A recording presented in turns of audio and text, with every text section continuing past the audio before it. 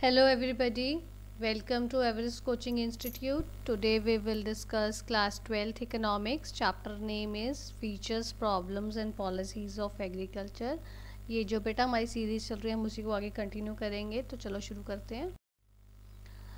हमने green revolution के बारे में पढ़ा है, ग्रीन रेवोल्यूशन क्या होता है और उसकी क्या क्या हमारी अचीवमेंट्स हमारी उसकी आई हैं, फीचर्स हमारे जो थे ग्रीन रेवोल्यूशन के वो हमने सारे डिटेल में डिस्कस किए हैं।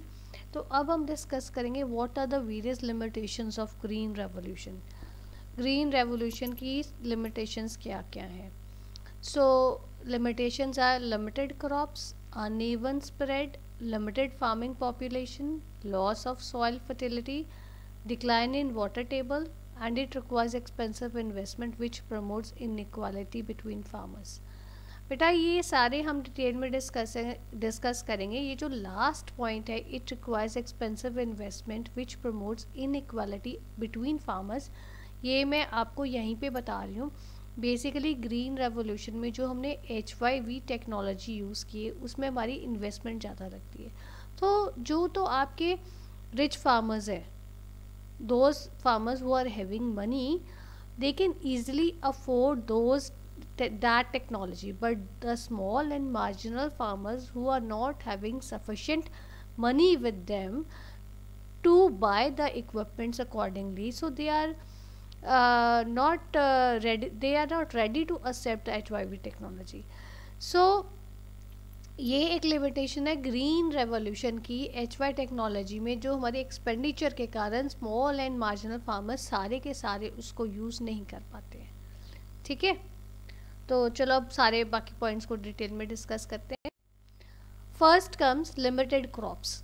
लिमिटेड क्रॉप्स में क्या है, जो ग्रीन रेवोल्यूशन हुआ था वो सारी की सारी आपकी क्रॉप्स में, इंडिया में जब हुआ सारी की सारी क्रॉप्स में नहीं हुआ।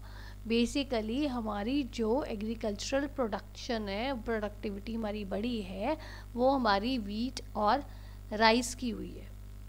ठीक है ना, क्योंकि जो आपकी ग्रीन रेवोल्यूशन में थी जो वो आई है वो वीट और राइस को लेके आई है, तो उसी में हमारी कंट्री की प्रोडक्शन बढ़ी है इन चीज़ों की। ओवरऑल सारे क्रॉप्स की प्रोडक्शन हमारी नहीं बढ़ी है। सो राइस जो लिमिटेड क्रॉप्स में राइस जो प्रोडक्शन हुई, राइस किस क्रॉप की प्रोडक्शन की इंक्रीज़ हुई है, वो हमारे एक राइस और एक वीट की हुई है। और जो हमारी और प्रोडक्ट्स थे, क्रॉप्स थी, जैसे हमारी और दालें हैं, पल्सेस हैं, कितनी पल्सेस हैं, या हमारी कमर्शियल क्रॉप्स हैं जैसे हमारी कॉटन होगी, टी हो गया, जूट हो गया, या और ऐसी प्रोडक्ट्स जो हैं, क्रॉप्स जो है, इनके बीच में हमारी ग्रीन रेवोल्यूशन नहीं आई। इनकी हमारी राइस, इतनी सब्सटेंशियल राइस हमारी प्रोडक्शन में नहीं हुई है, ये सिर्फ हमारी राइस और वीट में ही हुई है। इसलिए ग्रीन रेवोल्यूशन ज़्यादा आपका किसके ऊपर कंसंट्रेट किया है, उसने राइस और वीट के ऊपर। तो ये जो एक बहुत बड़ी लिमिटेशन है कि सारी की सारी क्रॉप्स पे नहीं हुआ, सिर्फ कुछ क्रॉप्स के ऊपर हुआ है। ठीक है, नेक्स्ट कम्स अनइवन स्प्रेड।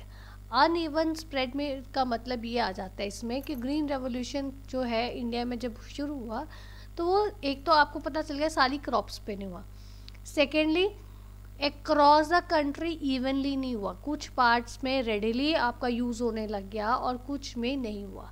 अब जैसे इसका जो है स्टेट्स लाइक हरियाणा होगी, पंजाब होगी, महाराष्ट्र होगी, तमिलनाडु होगी, इन स्टेट्स में आपका बहुत पॉजिटिव इम्पैक्ट दिखा, इन फार्मर्स ने रेडिली उसको यूज़ किया। पर जो और स्टेट्स हैं जैसे ईस्टर्न यूपी हो गया, बिहार हो गया, मध्य प्रदेश हो गया, उड़ीसा हो गया, ये जो स्टेट्स है यहाँ पे आपका सिग्निफिकेंट इम्पैक्ट नहीं हुआ, फार्मर्स ने रेडली उसको एक्सेप्ट नहीं किया। तो ये जो ग्रीन रेवोल्यूशन था ये आपकी इसकी even spread across the country नहीं हुआ, सारी पूरी की पूरी कंट्री में हर कॉर्नर पे इक्वली रेडली एक्सेप्ट उसको नहीं किया गया। ठीक है, नेक्स्ट चलते हैं limited farming. Limited farming population में क्या है कि जो अब फार्मिंग पॉपुलेशन है वो आपकी इंडिया में ज़्यादा फार्मिंग पॉपुलेशन आपकी स्मॉल और मार्जिनल फार्मर्स की, रिच फार्मर्स कम है। अब जब स्मॉल एंड मार्जिनल फार्मर्स हैं वो ईज़िली उसको जो HYV टेक्नोलॉजी है उसको अडाप्ट नहीं कर पा रहे हैं, यूज़ नहीं कर पा रहे हैं। क्यों? बहुत सारे कंस्ट्रेंट्स हैं इसमें। जैसे इसमें एक तो इन्वेस्टमेंट बहुत ज़्यादा है, पैसा बहुत ज़्यादा चाहिए, फिर थोड़ी आपको उस चीज़ को कैसे यूज़ करना है उसकी प्रॉपर नॉलेज भी चाहिए। फिर उसको जब आपने यूज़ करना है, कुछ आपको जब आपने इंसेक्टिसाइड्स, पेस्टिसाइड्स जब आपने स्प्रे करने हैं, उस टाइम आपको कुछ सेफ्टी इक्विपमेंट्स भी आपको पहनने हैं, gloves and all. You have to cover your face properly. So इन चीज़ों की कई बार फार्मिंग जो आपके पुअर फार्मर्स हैं उनको नॉलेज नहीं है, तो वो इसलिए उसको एक्सेप्ट नहीं कर पा रहे। तो ये आपकी एक लिमिटेड जो फार्मिंग पॉपुलेशन है जो उसको यूज़ कर रहे हैं। यूज़ ज़्यादा कौन कर रही है? जो रिच फार्मर्स हैं। जो स्मॉल एंड मार्जिनल फार्मर्स है, ड्यू टू फाइनेंशियल कंस्ट्रेंट्स वो उसको प्रॉपरली नहीं यूज़ कर पा रहे। ठीक है। Next comes soil fertility. Soil fertility का क्या है? लॉस ऑफ सॉइल फर्टिलिटी में क्या है कि देखो, जब आपकी प्रोडक्शन, आपकी प्रोडक्टिविटी आपकी बढ़ रही है क्रॉप्स की, तो उस केस में क्या है कि आपके HYV टेक्नोलॉजी में आप ज़्यादा chemical fertilisers and pesticides use कर रहे हो। जब आप ज़्यादा केमिकल फर्टिलाइजर्स और पेस्टिसाइड्स को ज़्यादा क्वांटिटी में यूज़ करोगे टू इंक्रीज द प्रोडक्टिविटी, उस केस में क्या है, आपकी जो सॉइल के न्यूट्रिएंट्स जो है वो कंटिन्यूसली वो जो है आपके रिमूव होते हैं, एक्सट्रैक्ट होते हैं वहाँ से, और उसके कारण जो है सॉइल की फर्टिलिटी आपकी लूज होती है। अब ये देखो, HYV टेक्नोलॉजी के कारण क्या है, अब मैंने आपके साथ पहले भी डिस्कस किया है कि फॉलोअप का जो है वो फार्मर्स बहुत अच्छी प्रैक्टिस है फॉलोअप करने की, वो नहीं कर पाते, जिसके कारण भी हमारी फर्टिलिटी, जो हमारा सॉइल की फर्टिलिटी है वो लूज़ हो रही है। ठीक है, क्योंकि कुछ उसको टाइम ही नहीं दे रहे हैं। कुछ देर जो है आपकी लैंड जो है आइडल पड़ी रही, उस चीज़ का टाइम ही नहीं होता है। ठीक है।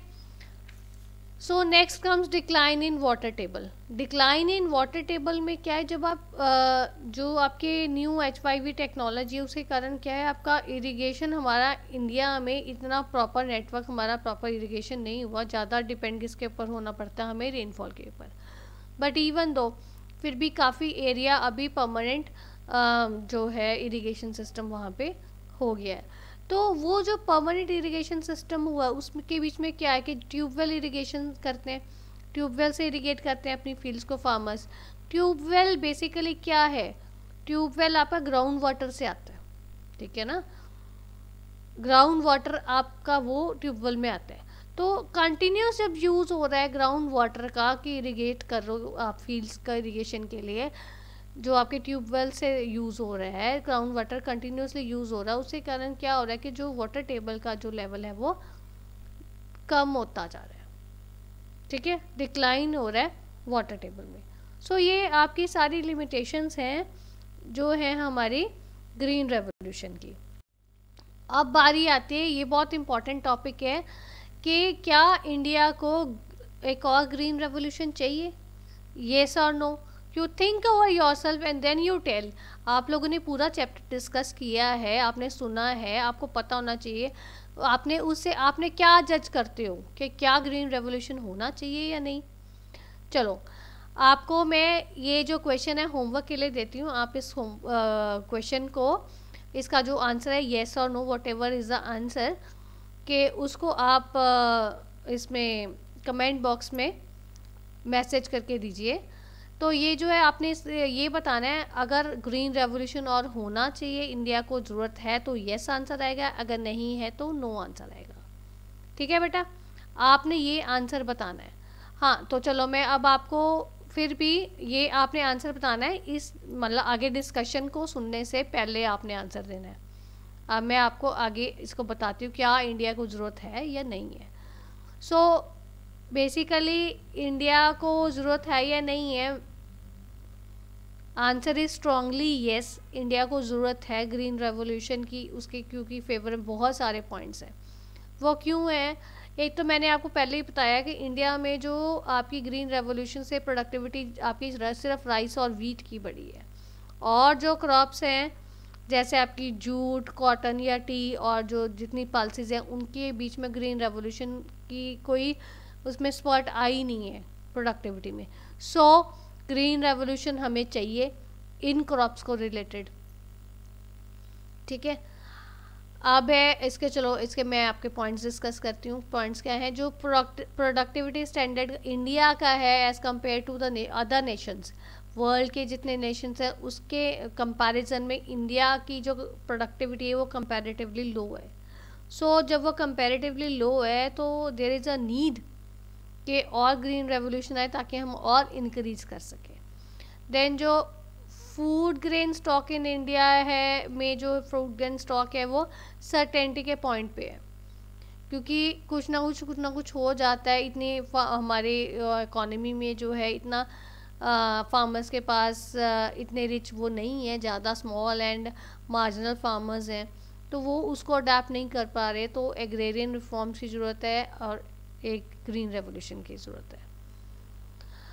नेक्स्ट कम्स, इंडिया में तकरीबन फार्मर्स जो है face uncertainties of the weather की अनसर्टेनिटी फार्मर्स को फेस करनी पड़ती है। जैसे कभी आपकी अगर तो मानसून अच्छा आ गया, बारिशें अच्छी आ गई तो प्रोडक्टिविटी बहुत अच्छी होती है, अगर नहीं हुआ तो नहीं होगी।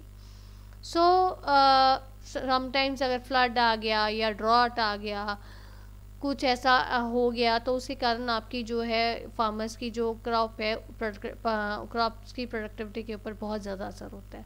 और जो एक इंडिया में steps should be taken to increase the permanent source of irrigation to all agricultural fields.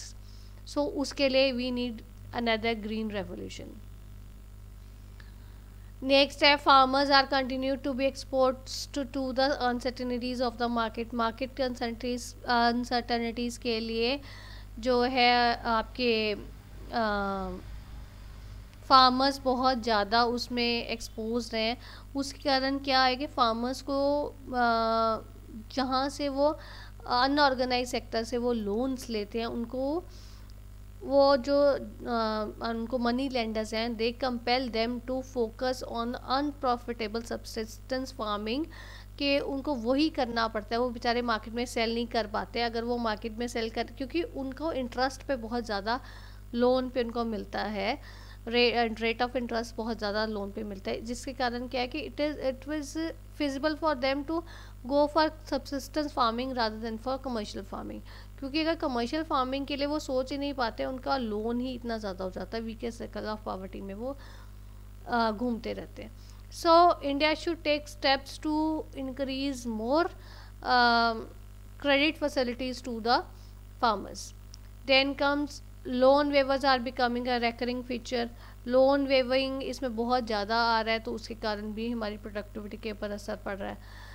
और जो लास्ट में मैंने आपको पहले ही बताया, पहले पॉइंट डिस्कस मैंने कर लिया, attention is required to increase production of nutrition rich crops like pulses, fruits and vegetables which remained untouched in the first green revolution. मैंने आपको यही बताया ना, जो हमारे फर्स्ट ग्रीन रेवोल्यूशन में तो ज़्यादा राइस एंड वीट की बात की है, बाकी सारी क्रॉप्स के ऊपर जो है वो अब ध्यान देना चाहिए, so as to increase its productivity. ठीक है बेटा? So this is all about today's video. If you find any difficulty, you are most welcome to give your feedback in the comment box. Thanks for watching.